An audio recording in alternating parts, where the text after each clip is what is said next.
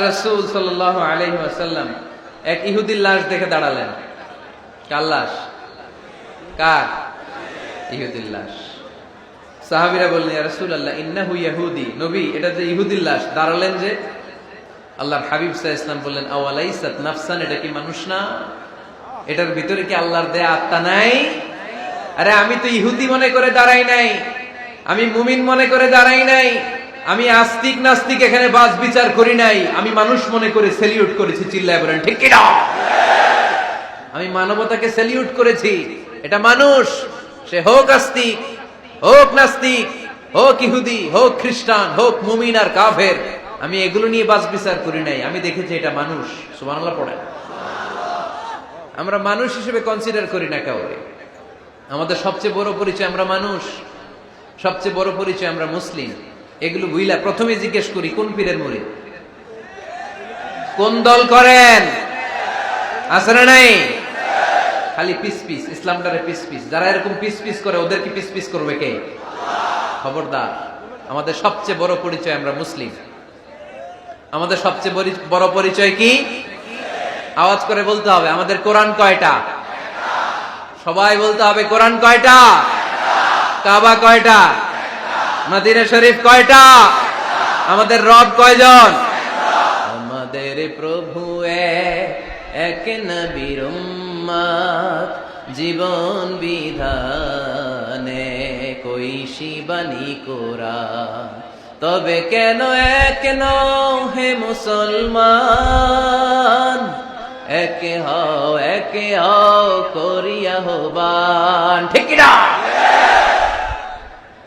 বাইতুল্লাহ এক, মদিনা শরীফ এক, উহুদ পাহাড় এক, বদরের মাঠে একটা তো জীবন আর মরণ যে একটাই, একসাথে মিলে মিশে একটাই প্রাণ। তবু কেন এক নও হে মুসলমান? একে হও করিয়া হবান। আমাদের প্রভু এক নবীর উম্মত, জীবন বিধানে ওই শিবানী কোরআন। তবে কেন এক নও হে মুসলমান? একে হও করিয়া হবান। ঠিক কিনা? কাবা এক, মদিনা শরীফ এক, আমাদের রব এক, আমাদের নবী এক, আর আমাদের মধ্যে খালি কিলাকিলি। ঠিক কিনা? না না, বিশ্বনবী সবাইকে অ্যাকোমোডেট করতেন।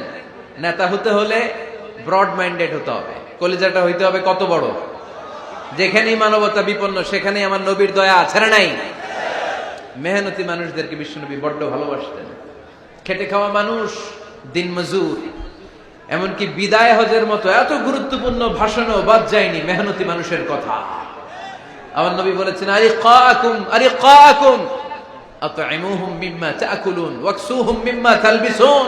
খবরদার, তোমাদের অধীনস্থ কর্মচারীদের সাথে খারাপ আচরণ করো না। তোমরা যা খাবে তাদেরও তা খাও, তোমরা যা পড়বে তাদেরও তা পড়াবে।